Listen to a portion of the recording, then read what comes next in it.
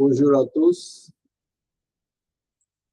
இன்னைக்கு 2026ஆம் ஆண்டு மே மாதம் 16ஆம் தேதி சனிக்கிழமை காலை. பிரெஞ்சுல டேட் சொல்லணும்னா 16 மே 2026. 16னா 16, மே அதையான ஸ்பெல்லிங் ஏமே ஐ இருக்கும்.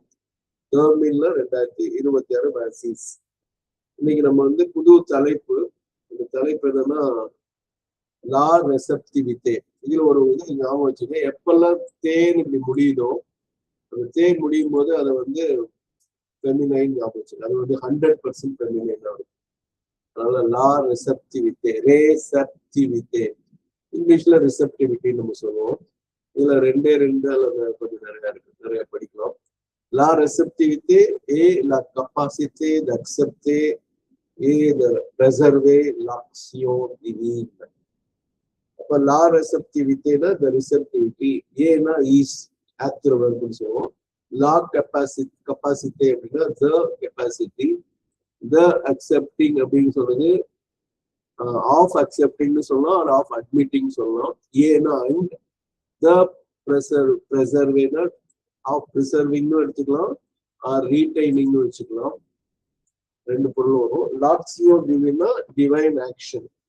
அங்க எல்லா இடத்துலயும் எல் வரும். அந்த இது ஆக்சியோ, அது எப்படி தேக்கிறது முடிஞ்சா அது ஃபெமினைன் சொல்லணும். அதே மாதிரி ஆக்ஷன் சியோன் முடிஞ்சா அதுவும் ஃபெமினைன் தான்.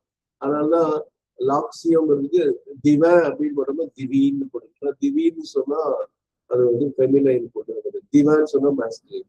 அதனால நம்ம லைஃப் டிவைன்ங்கிறது பிரெஞ்சு டிரான்ஸ்லேஷன்ல லா வி டிவீன் அப்படின்னு இருக்கும். லாவினா லைஃப் இருக்கும், டிவைன் லைஃப் அப்படிங்கிற பொருள்.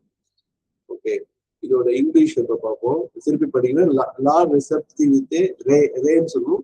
லா ரெசப்டிவிட்டே et la capacité d'accepter et de préserver l'action divine. Receptivity is the capacity of admitting and retaining the divine workings. இதோட தமிழ் ஏற்புத்திறன் என்பது தெய்வீக செயலை ஏற்று பாதுகாக்கும் திறனாகும். தமிழ். திருப்பி பிரெஞ்சுல la réceptivité et la capacité d'accepter et de préserver l'action divine. preserveல S இந்த S set sound கொடுக்கணும்.